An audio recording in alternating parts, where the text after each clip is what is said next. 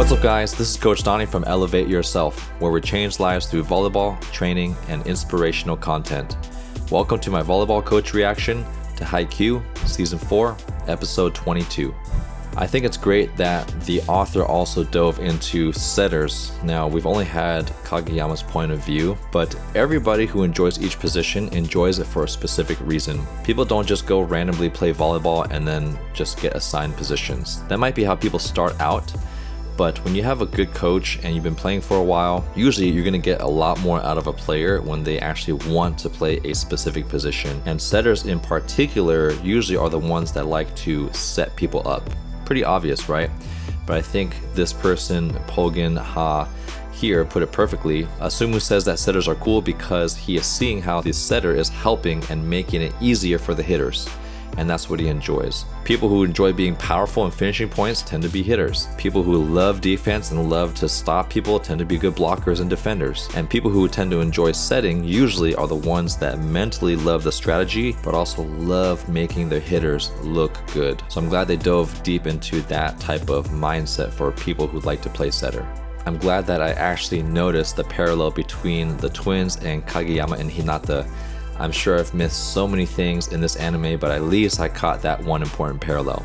Thanks for explaining the phrase, "I'm glad I'm here," when Kageyama said that at the very end. And once again, another poetic and beautiful parallel between Hinata saying, "I'm glad I'm here," because he got to witness Hoshiyumi and what it takes to play at the nationals level, and Kageyama, usually being the best setter in every game, is finally inspired by an even better setter and is grateful that he is there to witness that opportunity and be inspired and learn from this experience, which is so special. Before we go into the video, we did make one change that we're going to try out for this episode and future episodes. We're going to be putting the anime captions here for the HAIKYUU subtitles, and that's going to leave room for the bottom strip here for actual subtitles for translating what I'm saying, because majority of my fans are not from native English speaking countries, and I want to make sure that HAIKYUU fans from all over the world can enjoy my reaction videos in their own language. So I'm going to speak as clearly as I can so that the YouTube language translation software, bot, whatever you want to call it, can translate it in your language down here. So that's why you'll see the captions shifted up. So let me know what you think of this idea. I'm just trying to make sure I do my best so that more people can enjoy and watch these videos. Now let's get this HAIKYUU party started. Wow, this music already sounds so glorious.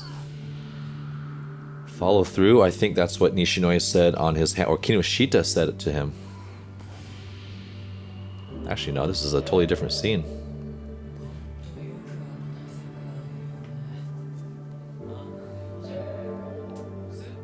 I totally forgot where we ended off. Was, I guess, Rintaro. We ended off with Rintaro complimenting Atsumu. Yes. I love setters who are aggressive with their hands. He is the great supporter.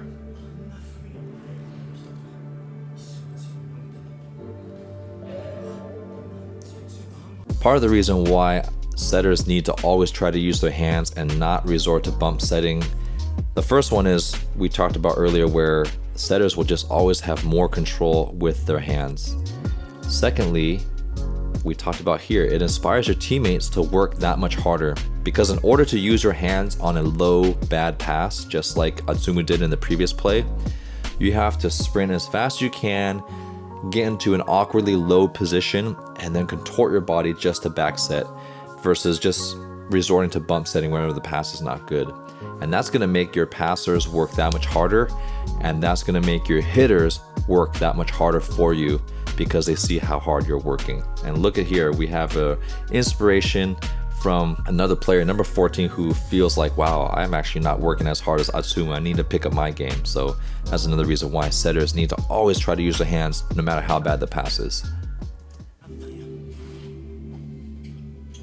It's a flashback for number 14. We don't need a guy that just gets so, That's the guy that just played it safe.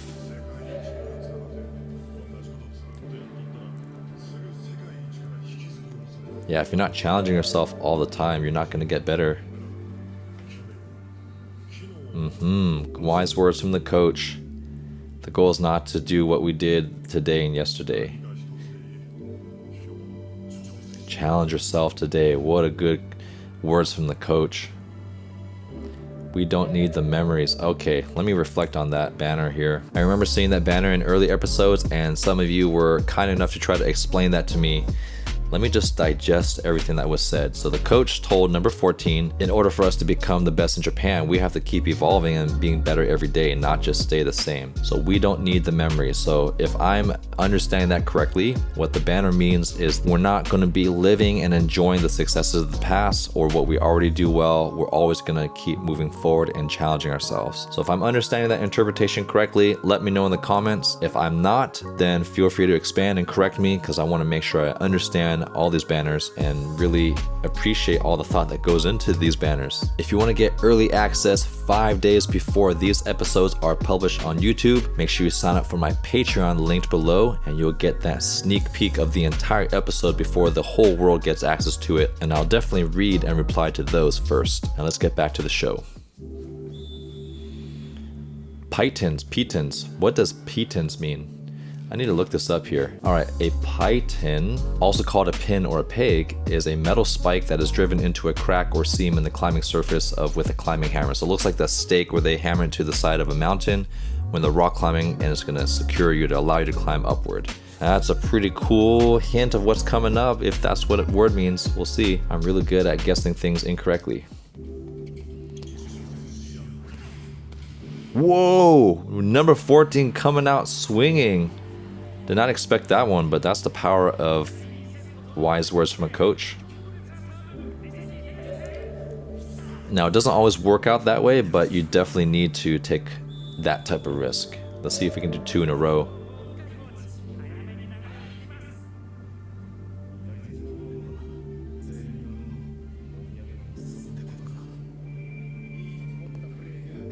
Thinks they were good and boo the bad ones. Oh, they're referring back to that trucker fan. I haven't seen him in a while, and I'm surprised he's not at this game. Can he do a second one? Back to some good animation. Ooh, Tanaka with the pass. Uh-oh, a little too tight. Smash back down from Aran.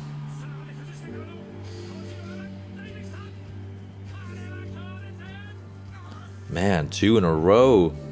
This is going to be a key memory for number 14 to never back down again. Tie game.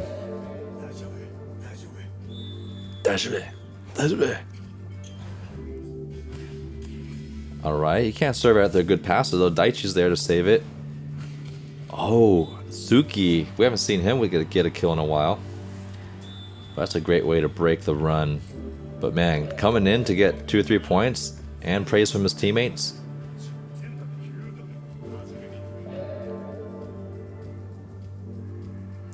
Yeah, go for 10. He's looking at his hands like, hey, I'm not just gonna go for 3, I'm gonna go for 10. That was a smooth transition to Asahi.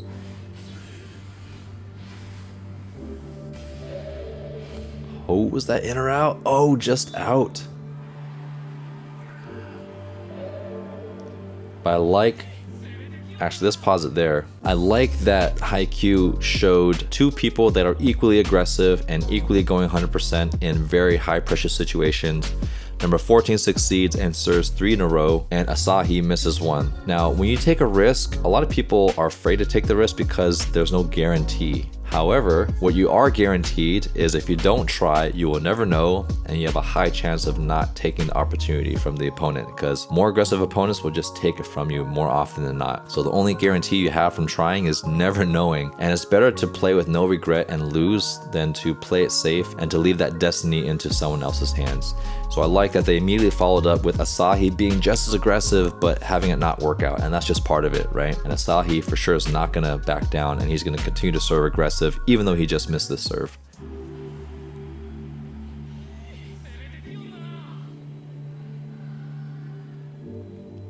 Oh, are they playing the music? Is it time?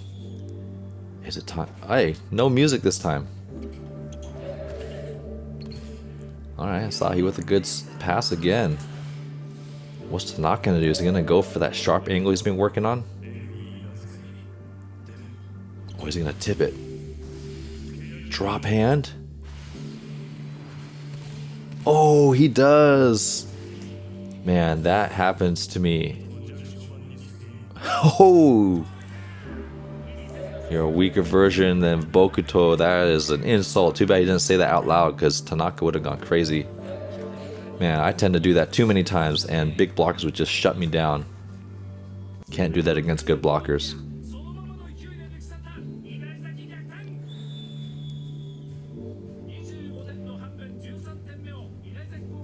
Okay, so that's okay. The third set is to 25. Interesting. The principal's listening? Who's listening here? Oh, one of the assistant coaches from the junior national team. I wonder why he's not there. I think it's cool that they give another perspective, though, that he's not there. Just kind of giving a different experience to the viewership.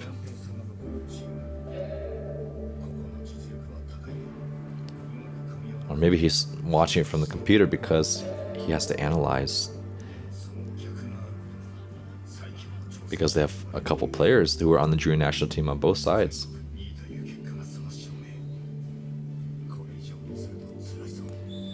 Ooh, number 2. Who's number 1 if Inari is number 2?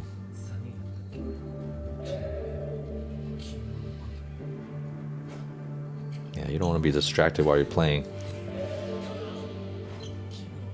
Oh, is it another overpass? Yeah, they've been struggling with the passing. Oh.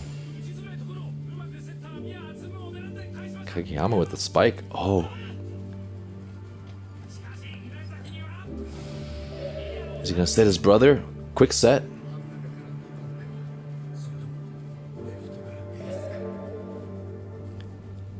So tense. What's gonna happen? I can't even figure it out. Minus tempo. Oh, it is. That was bound to happen.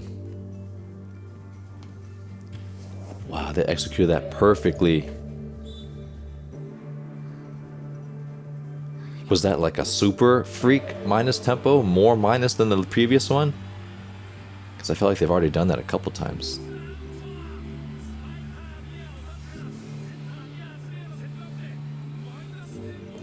Minus tempo. Man, this is a solid team. Just when you thought Shiratoizawa was good. We gotta watch that scene again here. Okay, the banner we know says we don't need the memories. And it says on the bottom, if we keep holding on to yesterday, what are we going to be tomorrow? Man, that is deep. Let me think about that. If we keep holding on to yesterday, what are we going to be tomorrow? So deep. This is the beauty of anime specifically. I think a lot of cartoons out there are just kind of random fun and just for pure entertainment. Very few cartoons and animations are for educational, inspirational purposes. I mean, SpongeBob SquarePants kind of reminds me of just kind of like pointless, mindless entertainment, which doesn't really advance people's minds and lives. And that's okay. Sometimes you just need to check out and enjoy life a little bit and just relax and not be too serious. But the fact that Haikyu incorporates a lot of the richness of Japanese culture. We have the relationships between grandparents and grandkids and how meaningful that is to their society. And we have Japanese poetry, haikus, the calligraphy, all those beautiful elements of Japanese literature here. And we get to enjoy those, like so many quotes from just these banners alone. Now we'll talk about what this means to me. Let me know what this means to you. I would love to hear your thoughts on what this banner means to you, on a personal level. But for me personally, I view this phrase as a sword with two sharp edges. Going with the concept of if you keep holding on to yesterday, what are we going to be tomorrow? On one end, if you hold on to something negative, that's going to cut you deep and it's going to hurt you and you're not going to make progress. On the flip side, if you hold on to something great, that's not going to necessarily advance you either because you still need to progress from both ends. Well, I don't know if I'm making any sense. The moral of the story is you need to progress whether you did well or not tomorrow. There's always something to move forward and you have to let go of the good things and the bad things. The moral of the story is keep moving forward. Sorry, that was a long-winded answer that did not make a lot of sense. But we got some good animation there. as a result. Oh, even they are surprised. That's that twin chemistry.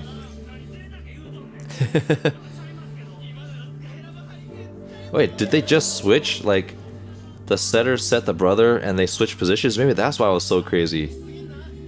Oh, man. The fact that they're twins, that just makes it more confusing.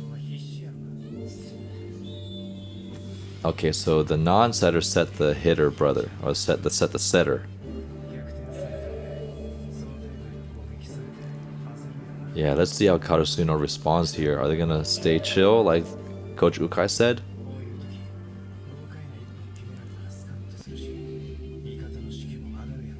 Yeah, you don't want to try to do something crazy right back out, because then you're just gonna overdo it and make more mistakes.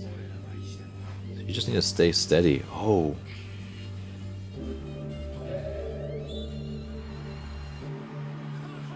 So this is an example where if Karasuno tries to match their craziness, it's going to get out of hand very quickly. Karasuno just needs to forget about that play and just play their normal volleyball, because that's what's been working so far. Oh, he netted. Damn. Super lucky. That's part of sports, right? You get these lucky breaks. Uh-oh. This is mean someone's gonna serve again. But now we got Hinata's fresh energy. Nothing. Hinata never gets discouraged.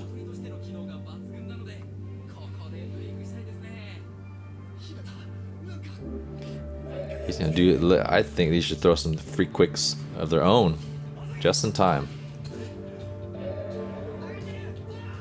Got that exciting bass music. Oh, tip. Oh, he goes high off the hands. Oh, great digging technique. Let's look at that one. So you see here where number one, Daichi, takes the ball and then he falls back. I think that's called tanden passing.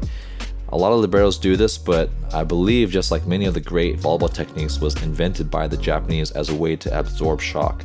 So you literally fall back, and that allows you to kind of create an upward angle, but most importantly, absorb some of the shock. Now you have to get closer to where you think the ball is going to land than normal, so it is pretty scary to be able to move your body under the ball. So it's like a full commitment dig here, but if you get better at reading, this is a great technique. I don't recommend falling all the time because it does look cool, but do it when you know there's one blocker up or when you have to just fully commit to the hardest hit.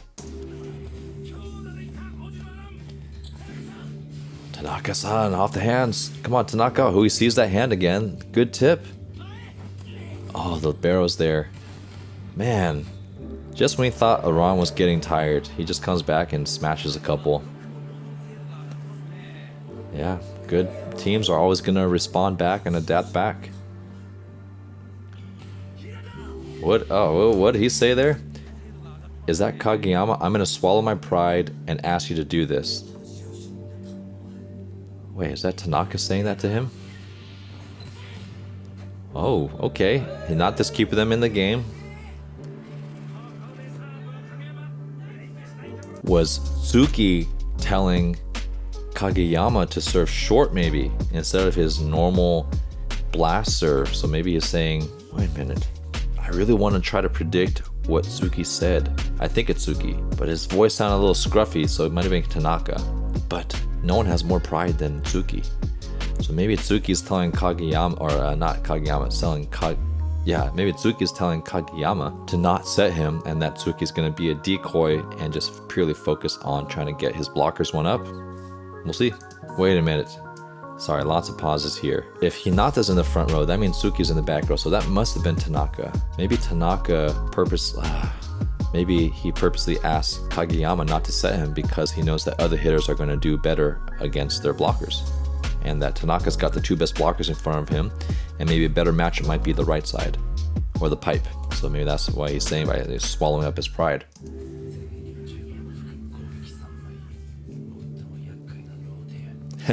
Yeah, it is annoying when you got to try to keep track of Hinata.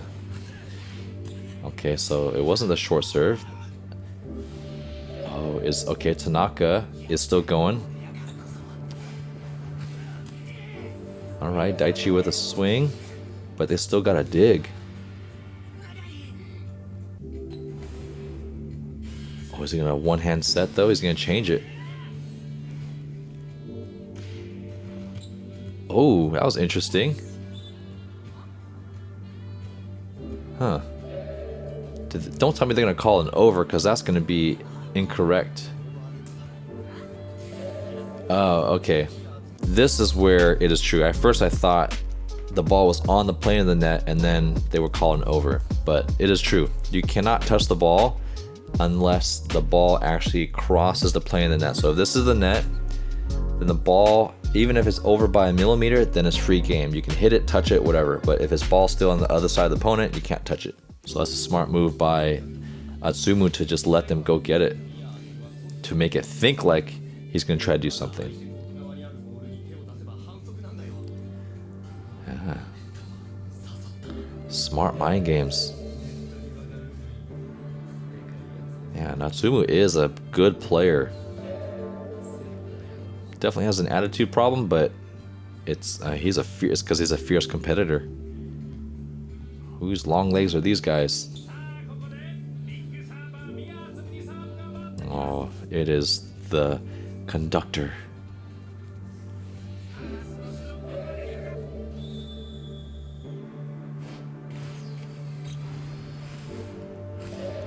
Oh, he goes for a top spin. Oh, that was an amazing scene right there. Oh, lucky break. Oh, shoot. Man, that's 2 lucky breaks from Karasuno. Let's watch that again. That was amazing overhead animation. Good toss from Atsumu. Look at that overhead top spin. Man, I've done that before, just kind of barely touching the ball. We have to talk about luck as a very important tool in the game of volleyball, and actually any sport, actually any part of life. And you might think, how is luck a tool if I have no control over luck? Now you're right, you don't have control over being lucky, because that's the whole point of being lucky, right? Is you get things that you don't feel that you deserve or didn't cause. However, you can influence luck, and you can influence it a lot. Now let's take Daichi's pass for example. If Daichi just gave up on the serve and thought, well, I'm not going to pass this well, so I'm just going to let go of it. If he didn't try, he would have no opportunity to get lucky. Now the fact that he tried, and even though it wasn't a good pass and you saw that he was frustrated that he couldn't pass that ball well, he has a chance to be lucky. Now I tell this to my defenders all the time. If you just go for balls, you might not get every ball up, but at least you have a chance to be lucky if you touch it. Now we don't always try to depend on luck, but luck is a tool that we have to use and accept as an advantage, and you can't be lucky if you don't try. Hopefully that makes sense. That's a lesson we can take away from Daichi.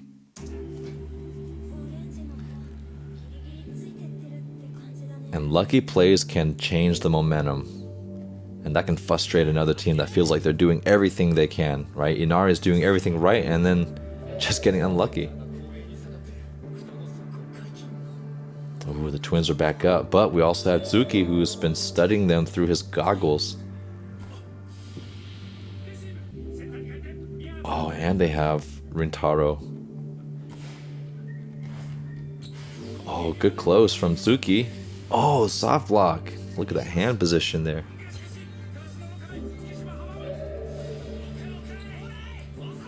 And we got the aggressive setter saying to his brother from the back row. Oh, he sets it on 2. Let's see if they're ready. Oh, but Tsuki closes. Man, he's been studying. He's been watching the players. Is he finally gonna get that stuff block? Come on, Tsuki. Oh. No, he sets it right back. Holy cow. Is that back to his brother or a Ron? Who's there on the other side? Damn. Oh, it's okay. Ron's gonna crush this. Damn. Oh, is it out? They probably got lucky again. Or is Hinata gonna get hit in the face? Because he just served, right? Oh, Hinata's gonna dig it. What? Oh, and he does the falling tanden technique. The whole world stopped. Oh man, I'm getting chills. I'm getting goosebumps right now. Wow. That slow motion scene. So another point of poetry here.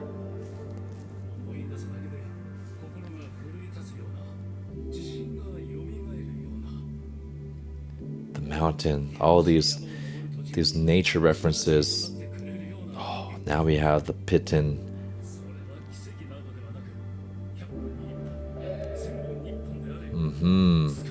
This is a beautiful analogy. Now I understand.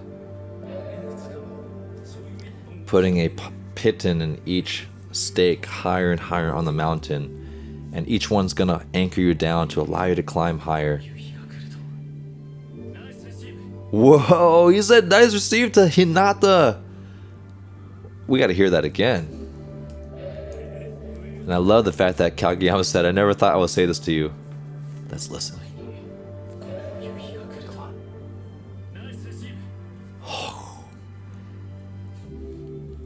Nicer words have never come out of Kageyama's mouth to Hinata.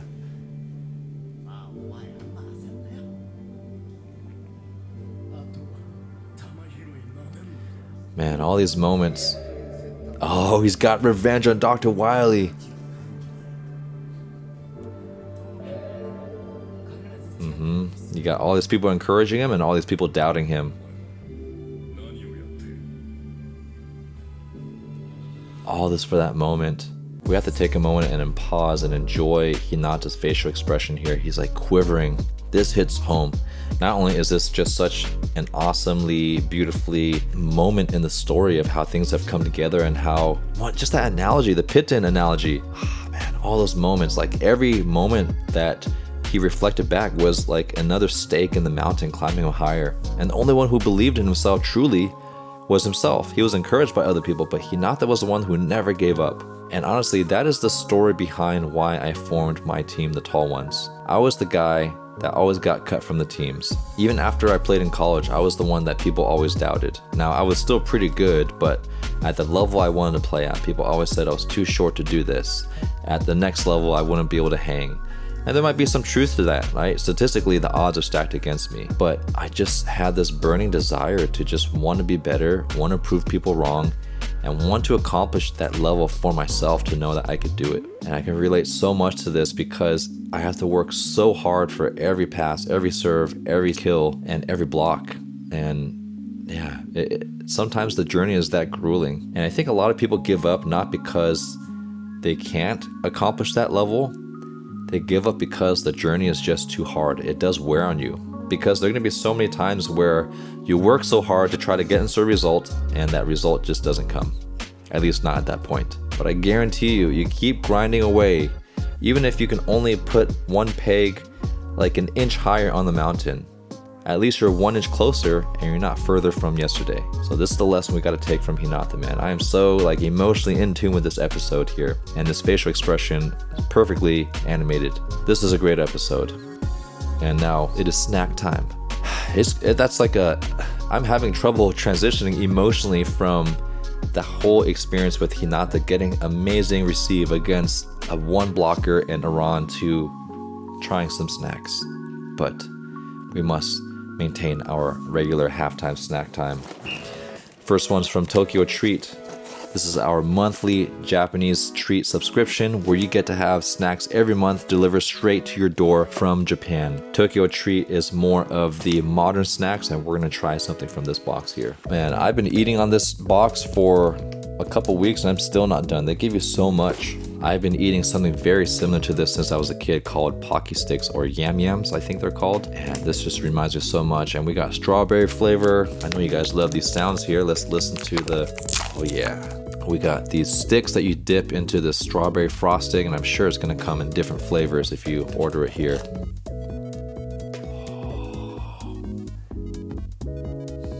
Delicious. I already know. Next snack we're gonna try is from Sakurako, which is another monthly subscription service, but more authentic Japanese snacks and teas, and you get some nice traditional dinner teaware. I don't know what this one says, but it's nice and squishy, and I love squishy snacks. Probably maybe like a mochi red bean. There's been a lot of great mochi variations here. So soft.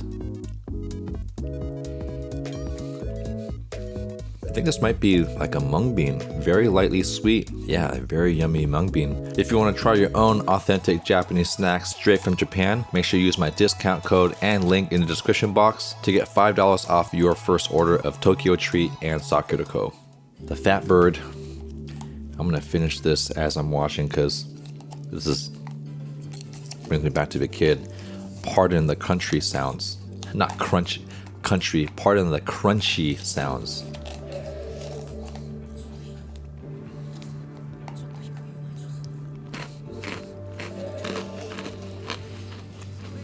We get to see what Hinata was thinking. Wow, that was a great animation there. Let's watch that roll. Shoulder slumped, platform under the ball, back roll. That's why it's so important to watch good players as often as you can. You get to mimic their moves over time.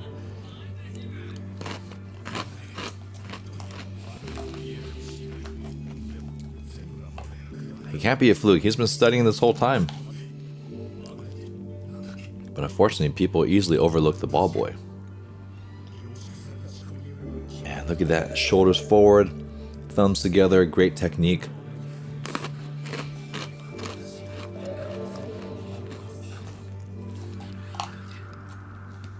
With backspin. I'm not going to say it yet. Tell me they're gonna set Hinata from the back row. Come on, reward the dig. Yeah, this is a huge momentum swing if they can get this. There goes that reused Asahi animation. Oh, but they dug it. Triple block, high off the hands. Hinata gets another dig, come on. Yes, he does. Man, Hinata coming through. Oh, he's screaming for it. You gotta set him, Kageyama, come on.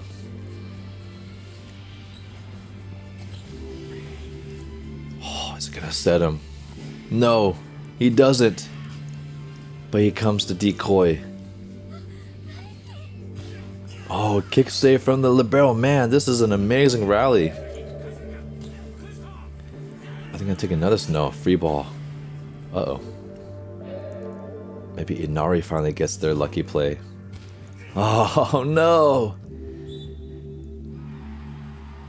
At least they allowed Inari to get a lucky play. Otherwise, it would have been too unrealistic for Karasuno to get all the lucky breaks. Now we gotta talk about luck again, because there's no guarantee with luck, but look at that. This is case in point here. Inari would have never gotten lucky if they didn't go for the ball. Now, when liberos are trying to kick save, they're not really trying to aim. They're really just trying to touch the ball. And if they can touch the ball, then they can keep it off the floor. If they can keep it off the floor, then they can dig it up and extend the rally for someone else to get it. And even though that ended in a free ball on the third contact, they got lucky because why? They worked hard, and when you work hard and you make yourself available to touch the ball, then you could get lucky. Imagine if the libero just saw that the ball was too far and said, "Ah, that's too far, I can't get it." There's zero chance to be lucky. So another great lesson of luck by Inari. Gotta finish these snacks here. Yeah, you work that hard, but can Karasuno recover? Yeah. Perfect timeout.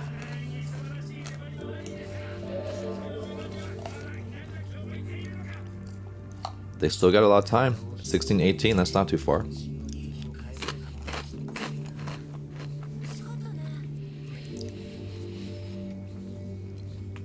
Let's see what Coach Ukai says to lift their spirits. You see that tension.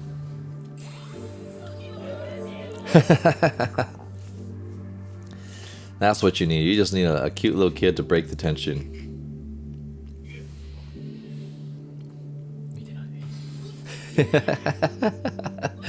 Kageyama didn't want. I gotta see that again. That was so funny. He says no. I heard you say nice was it. Yeah, just the pure joy of Hinata is enough to lift the spirits of the team.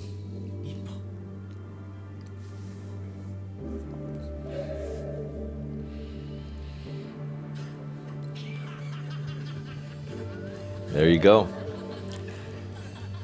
Except for Suki, he's not laughing.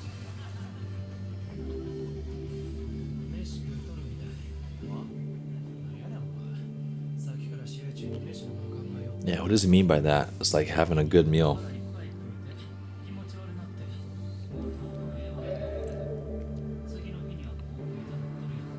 I'm following you there, okay.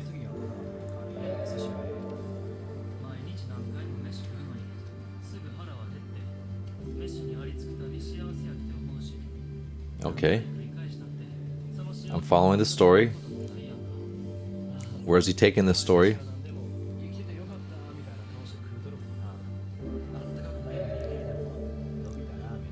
Okay, I'm not following the story.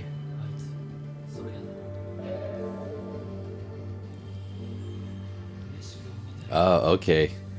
Every time Hinata just plays volleyball, it's like having his favorite meal all the time. That's a good analogy.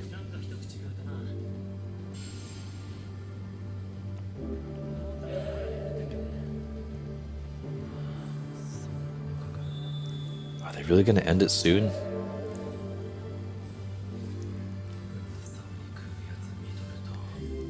Does it make you envious? Oh, the hunger, man, those flames. That's intense. Love that animation. That's a good way to end it. Here's my immediate reaction to episode 22. Man, these last like 5 or 6 episodes have been just mind-boggling. Like, I am just emotionally drained from just this episode. I'm also mentally drained because of the poetry, of trying to digest what people are saying, all the backstories, all the beautiful parallels. These animations are so dense in both story and character development. I really like how they ended it where when you see someone hungry, it makes everyone else hungry. And man, I never thought of it that way. Not only is hard work inspiring because you see someone hustling and that makes you want to work hard, but to inspire other people to want to win, that's special. And I think that's what Hinata is doing for Karasuno. His hunger to want to go for every single ball, to want to compete, to want to win, that hunger is contagious, and now people are fired up to not just want to work hard, but to want to win. And I like that Inari even recognizes that and respects that of the Karasuno team. And this is just a battle of 2 great teams that are just no bars hold, just going hardcore and beating each other up on the court. Can't wait to see what happens in the next episode. If you missed any of my previous reaction videos, make sure you check out this video right here. And I know you're gonna like this video right here.